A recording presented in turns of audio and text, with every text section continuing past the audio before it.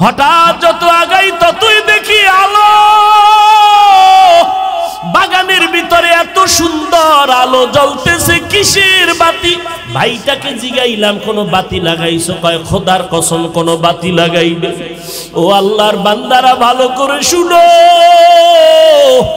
এমন সন্তানের মা বাবা হইয়া কি লাভ হবে? যেই মা বাবারে সন্তান সালাম দিবে না, এমন সন্তানের মা বাবা হইয়া কি লাভ হবে? যেই সন্তান মা বাবার খেদমত করবে না, এমন মা বাবার সন্তান দুনিয়াতে রেখে কি লাভ হবে রে মা ও বাবাজিরা? যেই সন্তান তোমার ইজ্জত নষ্ট করবে, মায়ের ইজ্জত নষ্ট করবে রে বাবা। এবার আল্লাহর বান্দা বলে, আমি যত কবরের দিকে আগাই দেখি কবরের উপরে আলো জ্বলতেছে। আলোটা দেখতেছি ডাইরেক্ট উপর দিকে গিয়া পুরা আসমানটা আলোকিত হয়ে গেল। আমি হঠাৎ কবরের কিনারায় গিয়া দাঁড়াইয়া দেখি কবরের ঠিক মধ্যখান থেকে একটা বাতি জ্বলতেছে, কিন্তু বাতিটার কোনো আকৃতিও খুঁজে পাই না, শুধু আলোই দেখতেছি। এবার চাচতো ভাইকে বললাম, এখানে আলো আসলো কোথা থেকে? বলে জানি না। যেদিন আমরা দাফন করিয়া গেলাম এর কয়েকদিন পর থেকেই দেখি কবর থেকে আলো জ্বলতেছে। এবার আমি চিন্তা করলাম আলোটা কেন জ্বলে, আমি কবরটার মাটি উঠাইয়া ভেতরে দেখব। আমার চাচতো ভাইটাকে বললাম, রে ভাই কবর খনন করার হাতিয়ার যন্ত্র নিয়ে আসো, আমি কবরটা খনন করে দেখব। আমার ভাইটা যখন ঘরের দিকে রওনা দিয়া চলে যাইতেছে, আমি এদিকে দাঁড়ায় আছি আর চোখের পানিগুলো পড়তেছে। হঠাৎ আমার ভাই যন্ত্র আনতে না আনতে আমার ভাই ঘরের মধ্যে যাইয়া পৌঁছতেও পারে নাই।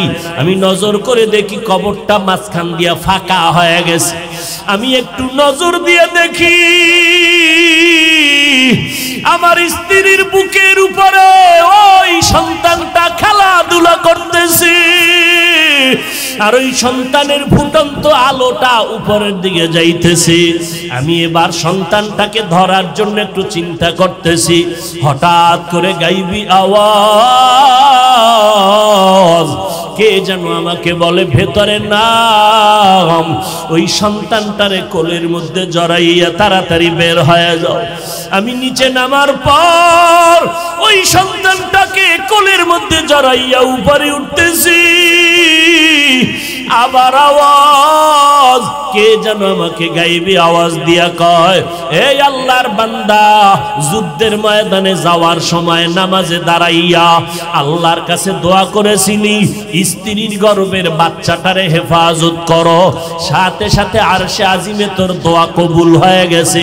ওই সময় যদি বাচ্চাটার হেফাজতের দোয়ার সাথে সাথে বাচ্চার মা তোমার স্ত্রীর কথাও বলতা, আল্লাহ স্ত্রীটাকেও হেফাজত করতেন।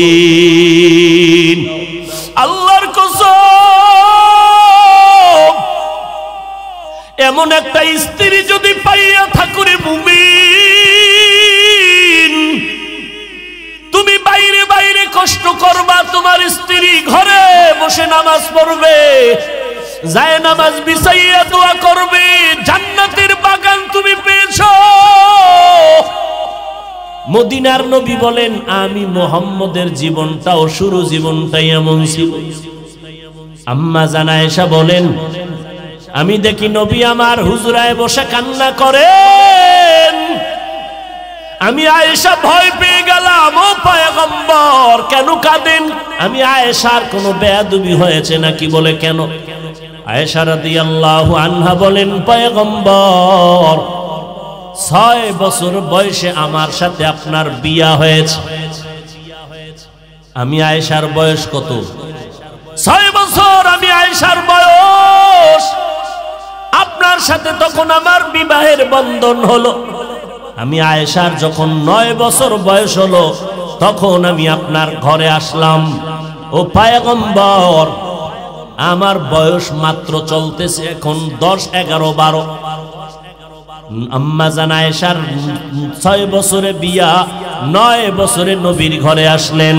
আম্মা জান আয়েশা রাদিয়াল্লাহু আনহার 18 বছর যখন হলো তখন আমার নবী দুনিয়া থেকে বিদায় হয়ে চলে গেলেন। আর আমার এলাকায় আমার বোনের বয়স 20-25 হইয়াও যায় আর বড় বিয়ার খবর নাই। রেপচার নাজিরপুর এলাকার আম্মা জান, ভালো করে শুনেন, আম্মা জান আয়েশা রাদিয়াল্লাহু আনহা 9 বছর আমার নবীর সংসার করলেন, মাত্র টোটাল 18 বছর। এই 9 বছর আমার নবীর সোহবতে থেকে আম্মা জান আয়েশা নবীর কি বরকত পেয়েছেন। আম্মা জান আয়েশা বলেন, আল্লাহর শুকর, আমি 9 বছর বয়সে নবীর ঘরে আসার পরে 18 বছর আমি নবীর বিদায়ের বেলায় 18 বছর বয়স, মাত্র 9 বছর সংসার করেছি। এই 9 বছর নবীর বরকতে আমি আয়েশা কি পেয়েছি দুনিয়ার নারীরা জানো? আমি আয়েশা নবীর এই সোহবতে 2000-এর উপরে হাদিসের হাফেজা হয়ে গেছি। আর আমগো আম্মা জানেরা কোরআন শরীফও পড়তে পারে না, নামাজে দাঁড়াইলে কি পড়ে আল্লাহই জানে। পুরা কোরআন পড়তে পারেন না রে মা। নামাজটা শুদ্ধ করিয়া পড়ার জন্য তো আলহামদু সূরাটা লাগবেই, এর সাথে কুল হুয়াল্লাহ ওয়াল আসরে সূরাটাও লাগবে, ইন্না আ'তাইনা সূরাটাও লাগবে। পুরা কোরআন শরীফ যদি পড়তে নাও পারেন, নামাজটা শুদ্ধ করিয়া জীবনে কামাই করার জন্য কমপক্ষে 10টা সূরা শুদ্ধ করা তো দরকার ছিল। আরে আম্মা জান, ইমাম গজালি রহমাতুল্লাহ আলাইহি বলেন, দুনিয়ার প্রত্যেকটা সন্তানের জন্য প্রাথমিক শিক্ষিকা হলো তার কলিজার টুকরা মা। এরে আম্মা জান, আপনাদের কপাল কত ভালো, আপনারা নবীদের মা, সাহাবায়ে কেরামের মা, আউলিয়ায়ে কেরামের মা, হাফেজে কোরআনের মা। আরে আম্মা জান, আপনারা তো বড় বড় আদর্শওয়ালা সন্তানের মা। আরে আম্মা জান, আপনারা তো আম্মা জান আয়েশা রাদিয়াল্লাহু আনহার মতো নারী, খাদিজা রাদিয়াল্লাহু আনহার মতো নারী।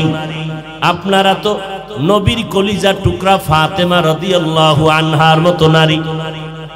আরে আম্মা জান, একজন নারী নবীর ঘরে গেলেন, একদিন গিয়া নবীর স্ত্রীকে প্রশ্ন করলেন, পুরুষেরা জুমার নামাজে যায় কত সওয়াব, আমরা মহিলারা যেতে পারি না, কপাল খারাপ। খেয়াল করবেন, পুরুষেরা জানাজায় যায় কত সওয়াব, আমরা নারীরা যেতে পারি না, আমগো কপাল খারাপ, এত সওয়াব তো পেলাম না। পুরুষেরা ঈদের নামাজে যায় কত সওয়াব, আমরা নারীরা যেতে পারি না, আমগো তো সওয়াব পেলাম না। পুরুষেরা জিহাদের ময়দানে গিয়ে সওয়াব কামাই করে, আমরা তো যেতে পারি না। এই প্রশ্নগুলো একজন এলাকার নারী নবীর স্ত্রীকে করা মাত্র মদিনার নবীর স্ত্রী পয়গম্বরের দরবারে গেলেন। পয়গম্বরের দরবারে যাইয়া নবীকে যখন এই কথাগুলো শুনায়া দিলেন, মদিনার নবী ডাক দিয়া কয়, ও বিবি, ওই মহিলা সহ সারা দুনিয়ার মহিলাদের এই বিধানটা জানায়া দাও। এই নারীরা ভালো করে শুনো, পুরুষেরা জিহাদের ময়দানে গিয়া সওয়াব পায়, জুমায় গিয়া যত সওয়াব পায়, ও নারীরা পুরুষেরা ঈদের নামাজে গিয়া যত সওয়াব পাবে, আম্মা জান আল্লাহ আপনাদের মর্যাদা বাড়ায় দিয়েছেন, মদিনার নবী মর্যাদা বাড়ায় দিয়েছেন।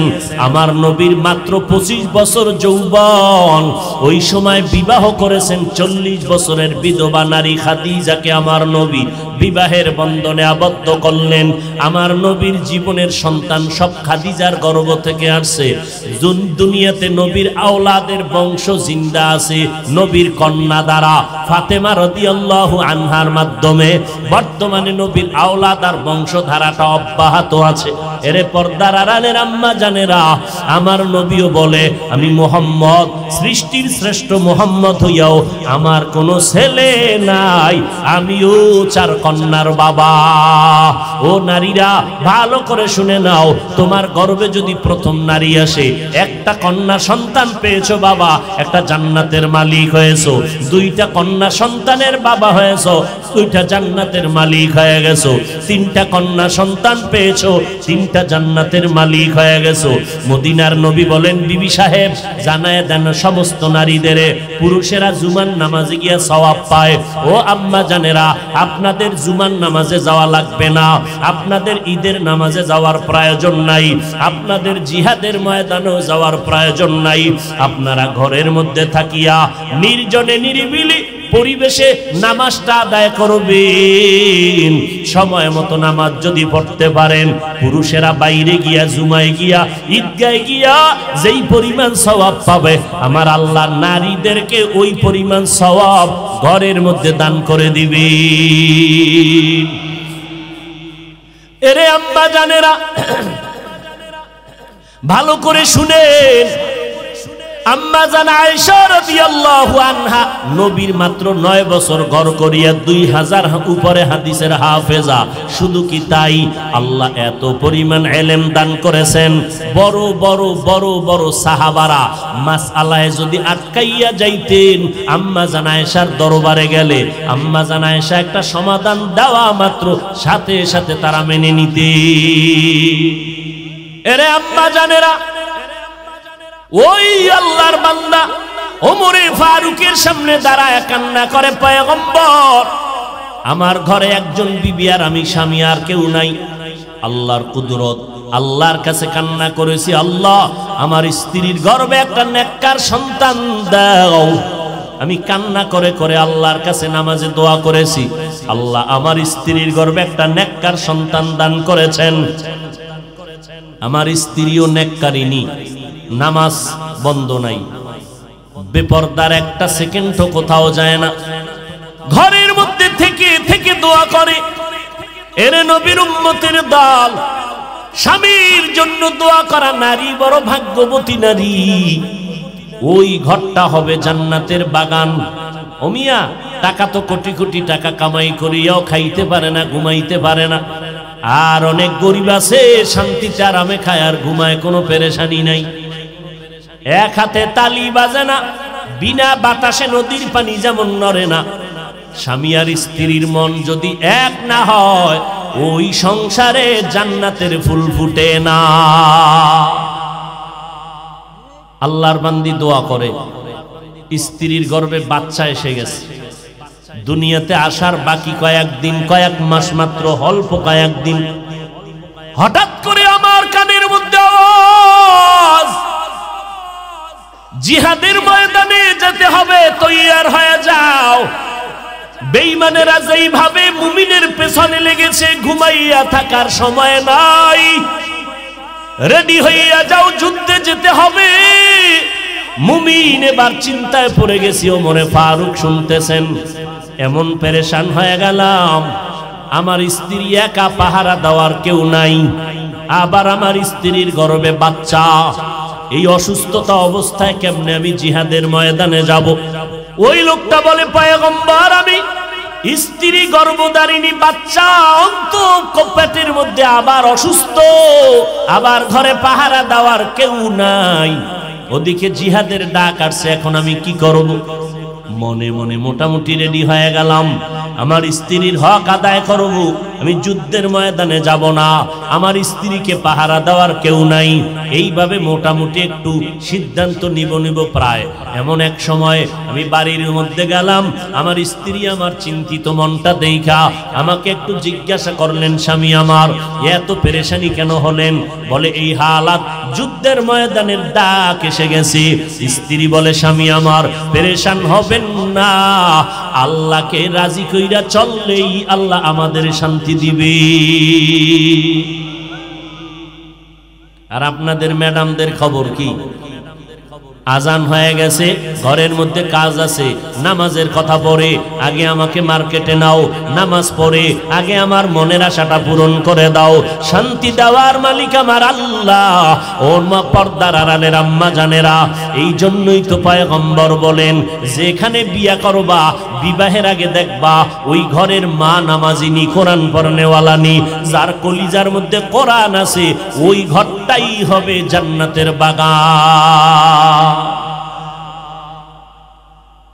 এরে নবীর উম্মতের দল, আল্লাহর এক বান্দি একটা বাচ্চা নিয়ে আসে ঘরের মধ্যে, সাহাবী, পয়গম্বরের কলিজার সাহাবী, যুদ্ধের ময়দানে হাজির।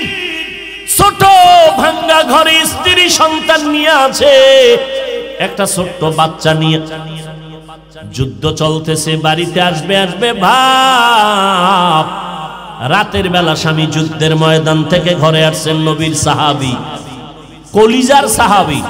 এদিকে যুদ্ধের থেকে বাড়িতে আসার আগেই আল্লাহর বান্দির সন্তান দুনিয়া থেকে বিদায় নিয়ে চলে গেল। আল্লাহর বান্দি এত সবেরা, বাচ্চাটারে সুন্দর মতো বিছানায় শোয়াই একটা কাপড় দিয়া রাখছে, মনে হয় আরামে ঘুমায়। গভীর রাতে স্বামী ঘরের মধ্যে হাজির, স্ত্রী মনটা হাসি খুশি অবস্থায় দরজা খুলল। স্বামীরে বুঝতেও দেয় না যে আমার ঘরের মধ্যে কোনো দুর্ঘটনা, মুসিবত, কোনো পেরেশানি যেন বুঝতে না পারে। কারণ স্বামী বাইরে কষ্ট করে, খানা নাই, ঘুম নাই। কত স্বামী বাইরে কামাই করতে গিয়ে মানুষের কাছে ঝগড়া করে। আমার আম্মা জানেরা যদি বুঝতে পারতেন, তাহলে কোনো স্বামীর সাথে খারাপ আচরণ করতেন না। আল্লাহর বান্দি দরজা খুলে দিলেন, সালাম দিলেন, খানার আয়োজন। কথার মধ্যে আল্লাহর বান্দা সাহাবী বলে, এই আমার ছেলেটা কই রে?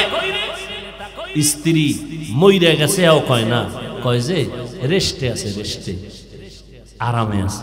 ওই যে মারা গেছে, চাদর দিয়ে শোয়া রাখছে। স্বামী বুঝে ঘুমাইতেছে, তো ঘুমাক, ঘুম থেকে উঠবে সকালে, তখন সন্তানের সাথে কথা বলবো। আল্লাহর বান্দি এখনো জানাইতে পারে নাই, এখনো বলে না আমার সন্তান ইন্তেকাল হয়ে গেল। মনটাও খারাপ করিয়া স্ত্রীকে তাও বলেন, স্ত্রী মনটা খারাপ তাও দেখায় না, খুশি খুশি ভাব। কি পরিমাণ ধৈর্য থাকলেই তো সম্ভব। ছেলে মারা গেছে নিজে, আম্মা জানের কণ্ঠ শুনিয়া পুরা গ্রামের মানুষ সজাগ। পর্দা কই, সন্তান মরে গেছে চিৎকারের আওয়াজে। আর এই সাহাবীর স্ত্রী যেমন তেমন মহিলা। এবার স্বামীরে খানা টানা খাওয়ায় আরামে ঘুম পড়াইয়া দিল, নিজেও ঘুমাইল, স্বামীর সাথে আনন্দে কাটাইল। সকালবেলা দুজন উঠে ফজরের নামাজ পড়ল। নামাজের মুসাল্লায় বসিয়া এবার স্ত্রী কথাটা বলবেন, কেমনে বলবেন? স্বামীকে হাসি খুশি অবস্থায় বলে, স্বামী মনটা খারাপ না ভালো? কয় ভালো। একটু কথা বলি, বলেন। আচ্ছা, আপনার কাছে যদি কেউ কোনো মাল আমানত রাখে, আপনি রাখবেন নি? বলে রাখবো। আচ্ছা, যদি মালটা আমানত রাখার পরে ফেরত চায়, দিবেন নি? দিব। যদি ফেরত চাইয়া নিয়ে যায়, আপনার মনটা খারাপ লাগবে নি? না, খারাপ লাগবে না। দেখছেন নি কারবার? এবার আল্লাহর বান্দি চোখের পানি ছেড়ে ডাক দিয়া কয়, স্বামী আমার, আল্লাহ তাআলা আমাদের একটা সন্তান দান করেছিলেন, আমাদেরকে আমানত। আল মালু আল বানুন জিনাতুল হায়াতিদ দুনিয়া, আল্লাহর দেওয়া আমানত। আল্লাহ তাআলা সন্তানটা গত রাত্রে নিয়ে গেছে।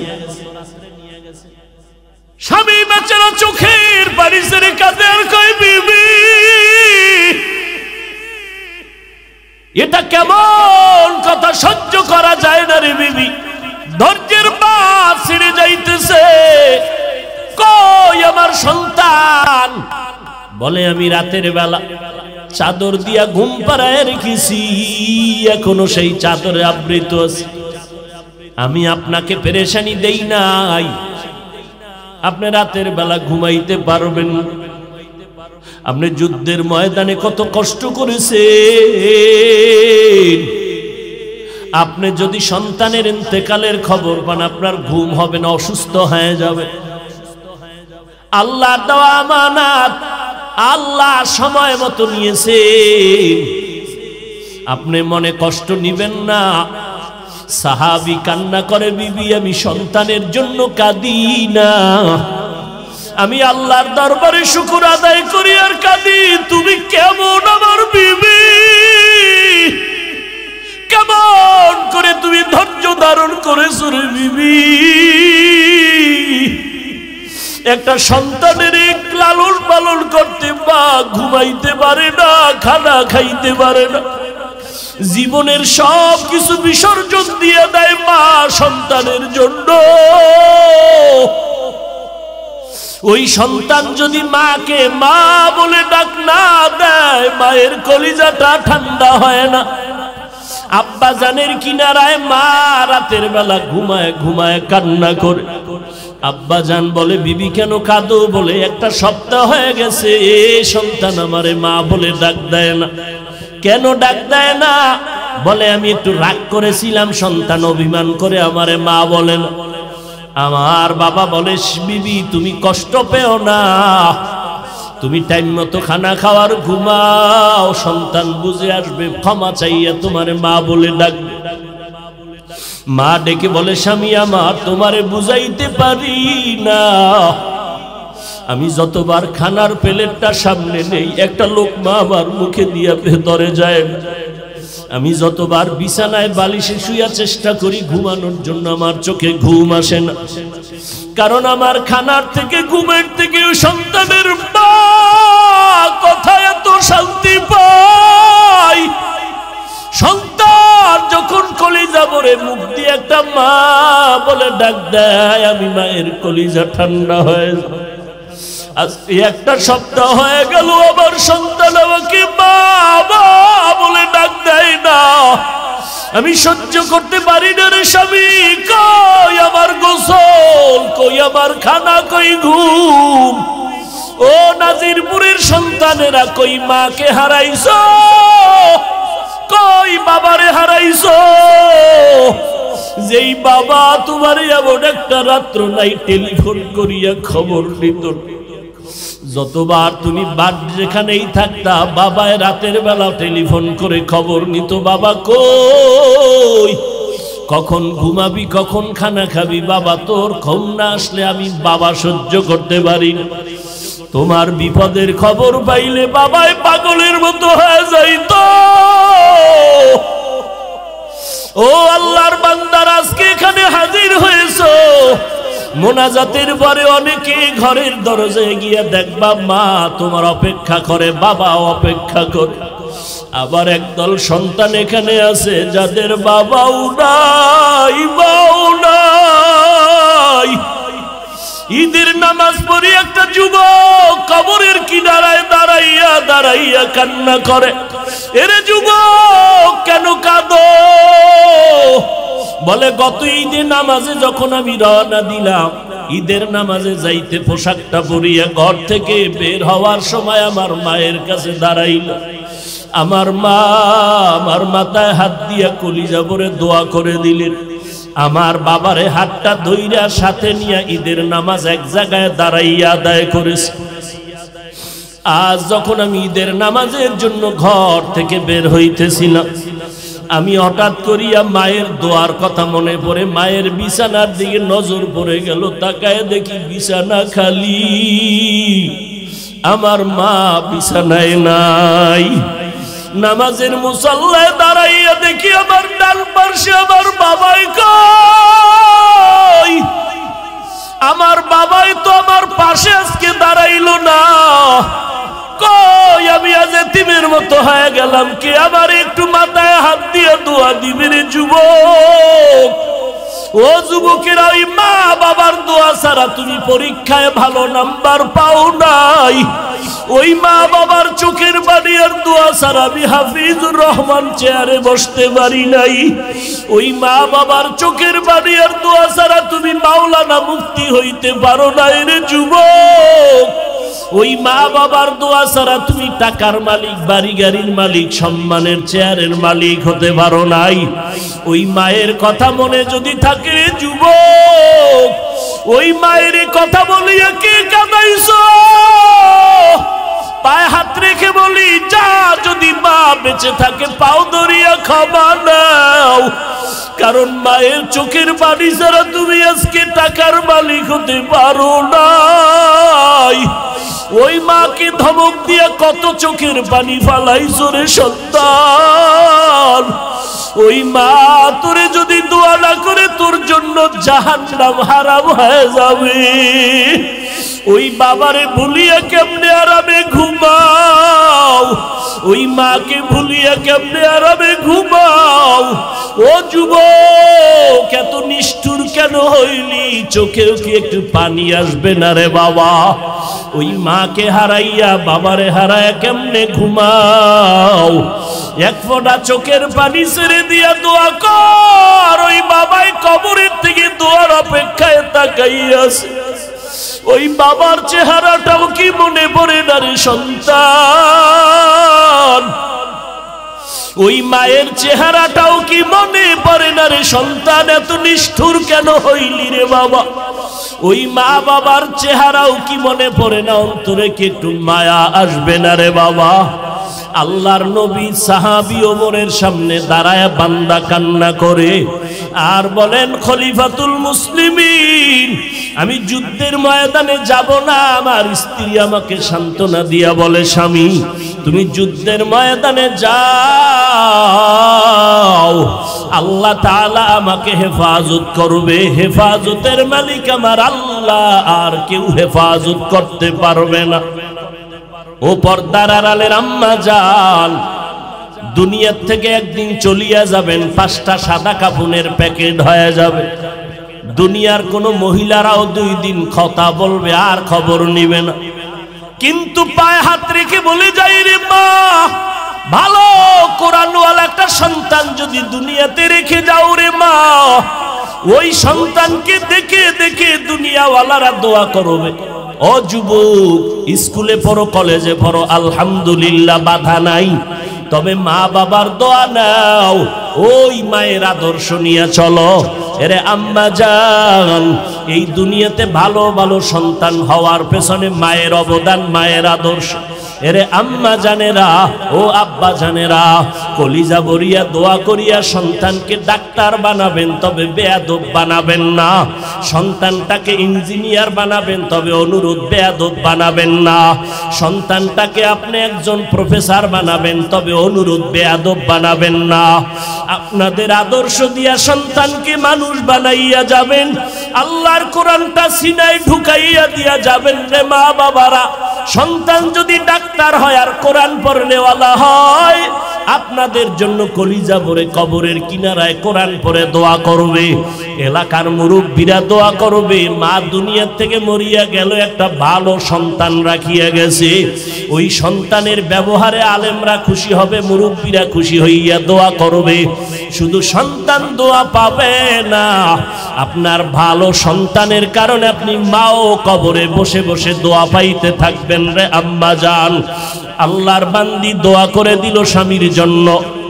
স্বামী বলে, ও খলিফাতুল মুসলিমিন, আমি আমার স্ত্রীর সান্ত্বনার বাণী পাইয়া আমি যুদ্ধে যাওয়ার জন্য রেডি হয়ে গেলাম। যুদ্ধের প্রস্তুতি নিয়ে যখন বের হব, ঠিক এমন সময় আমার স্ত্রী আমাকে আবার একটা পরামর্শ দিল, ও স্বামী আমার, তুমি আমাকে ঘরে একা রেখে যাইতেছো, 2 রাকাত নামাজটা পড়িয়া দোয়া করিয়া যাও। আমার গর্ভে একটা বাচ্চা আছে, আল্লাহর কাছে দোয়া করো হেফাজতের জন্য। খলিফাতুল মুসলিমিন ওমর, আমার স্ত্রী আমাকে পরামর্শ দেওয়া মাত্র আমি সুন্দর করিয়া ওযু বানাইয়া নামাজের মুসাল্লায় দাঁড়াইয়া নামাজ 2 রাকাত পড়িয়া মালিকের দরবারে হাত উঠাইয়া কান্না করে বললাম, ও আল্লাহ, আমার স্ত্রীর গর্ভে বাচ্চা, তুমি হেফাজত করিও, আমার স্ত্রীর বাচ্চাটারে তুমি হেফাজত করিও রে আল্লাহ। আমি তোমার রাস্তায় বের হয়ে গেলাম।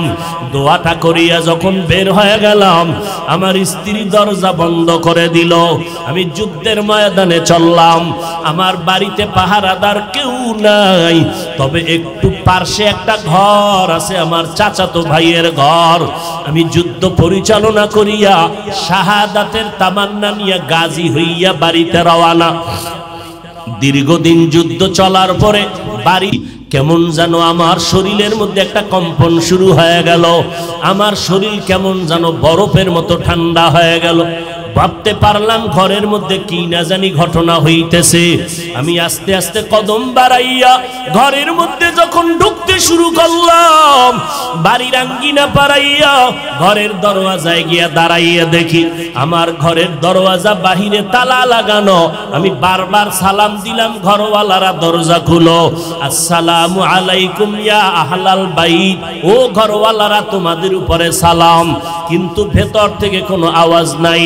এই আমি যখন চিৎকার দিলাম কেউ কি ঘরে নাই, হঠাৎ করে দেখি আমার চাচতো ভাই ঘর থেকে বের হয়ে গেল। আমার চাচতো ভাই আসতে না আসতে দেখি চাচতো ভাইয়ের চোখের কোঠায় পানি দেখা যায়। আমার চাচতো ভাইকে বললাম, কই আমার বিবি কই, তুই কেন কাঁদো?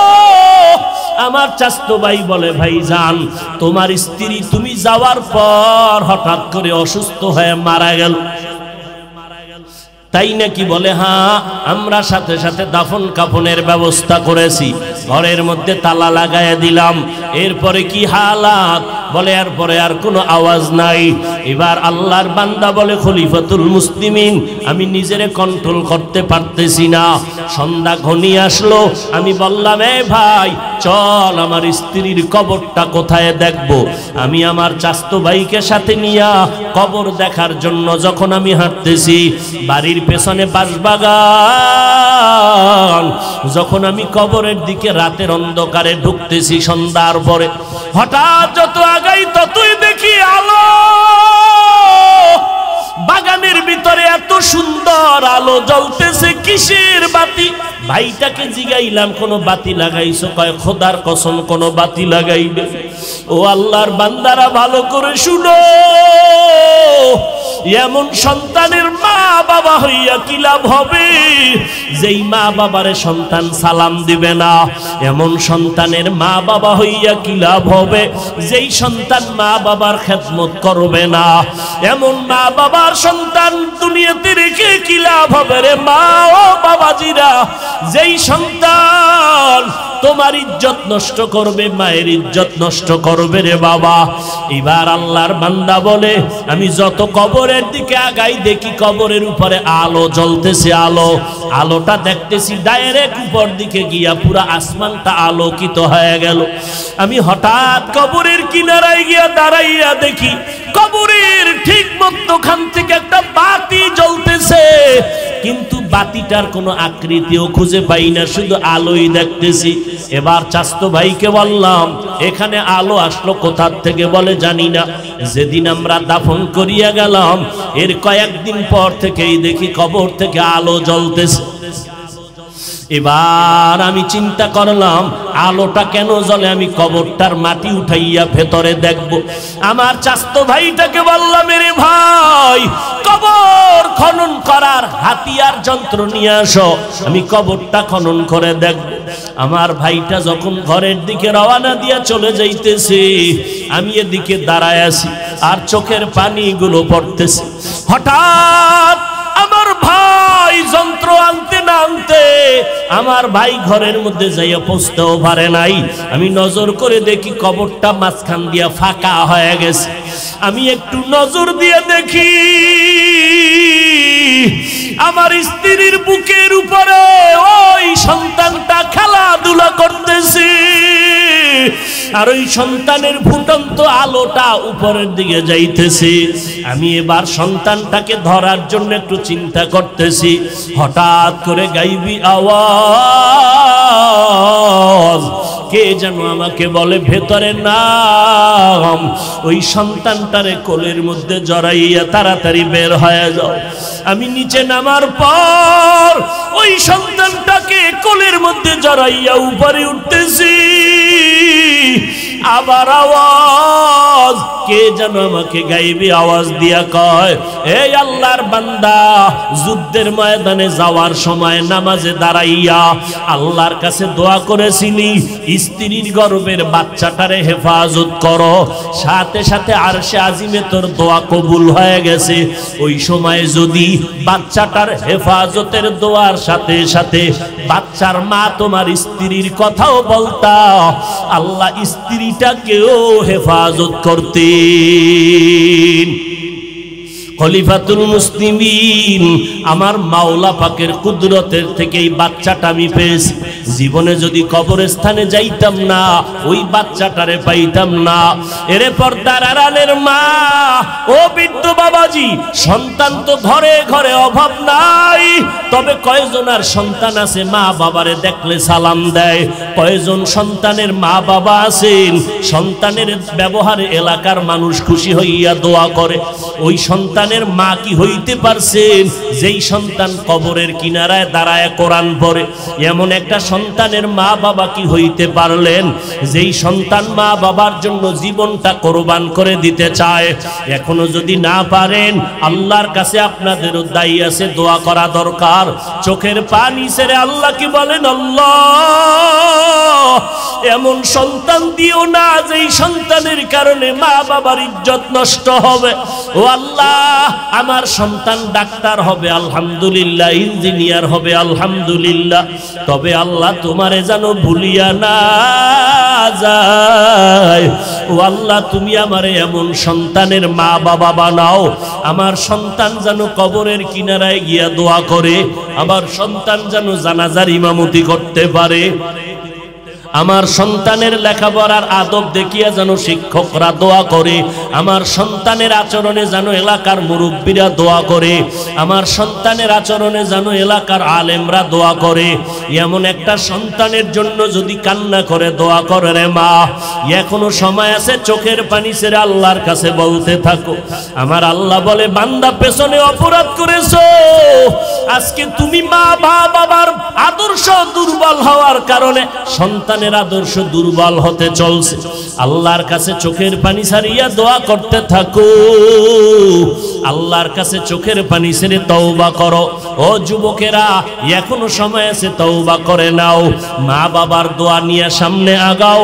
তোমার মতো যুবক স্কুল কলেজে পড়িয়াও নামাজ ছাড়ে না, নদীর মধ্যে মাছ ধরে নামাজ ছাড়ে না, রাস্তায় গাড়ি চালায় নামাজ বাদ দেয় না। বলো বাবা, তুমি কেন নামাজ পড়তে পারবা না? আল্লাহর কাছে তওবা করে চোখের পানি ছেড়ে কান্না করো।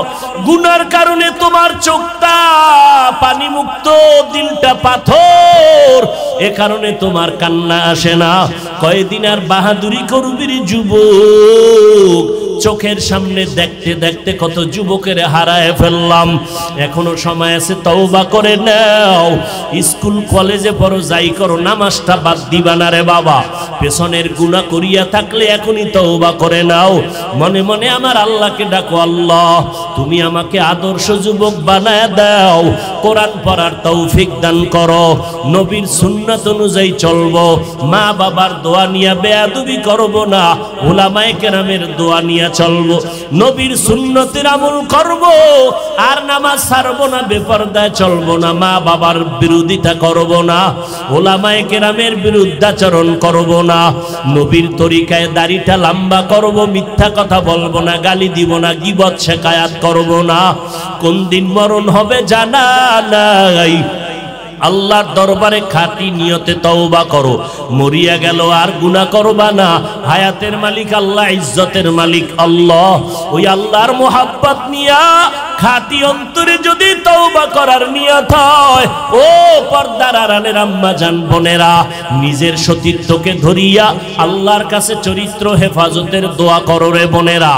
স্কুলে পড়ো, তোমার মতো বোন এখনো কলেজে পড়ুয়া, নামাজ পড়নেওয়ালার অভাব নাই।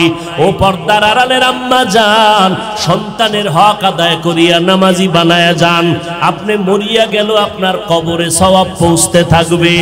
আজকের জীবনটা সুন্দর করার সময় আল্লাহর কাছে দুই ফোঁটা চোখের পানি ছেড়ে তওবা করেন, আর আল্লাহকে বলেন, আল্লাহ এই ময়দানে এই মাইকের আওয়াজ যত দূর যায়, আমরা যারা হাজির আছি আমাদের মতো গুনাহগার কেউ নাই।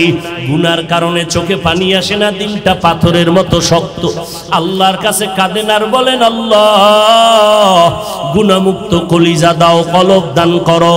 আর নামাজ ছাড়বো না, বেপরদায় চলবো না, মা বাবারে কষ্ট দিব না, নিজের চরিত্র আর নষ্ট করব না, উলামায়ে কেরামের পরামর্শ নিয়ে নেক আমল করব, জবানের দ্বারা গালি দিব না, গীবত করব না। আল্লাহর কাছে তওবা করার যদি নিয়ত হয়, মুনাফিকি যদি না থাকে, খাঁটি তওবার নিয়তে দুটো হাত আমার আল্লাহকে দেখায়া দাও। আয় আল্লাহ সবার হাতগুলো কবুল করে নেন। আয় আল্লাহ তওবাওয়ালা জিন্দেগি দান করেন। আয় আল্লাহ কারো হাত খালি ফিরাইয়া দিয়েন না রে মালিক, মেহেরবানি করে আমাদের মাফ করে দেন। আয় আল্লাহ মরণ পর্যন্ত সুন্নত অনুযায়ী চলার তৌফিক দান করেন। আয় আল্লাহ সবার হাত আপনি নবীজির মহব্বতে কবুল করে নেন, আমিন। আলহামদুলিল্লাহি রাব্বিল আলামিন, ওয়াসসালাতু ওয়াসসালামু আলা সাইয়্যিদিল আমবিয়াই ওয়াল মুরসালিন ওয়া আলা আলিহি ওয়া আসহাবিহি আজমাইন।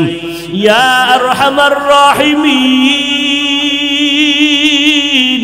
ইয়া আরহামার রাহিমিন, ইয়া আরহামার রাহিমিন।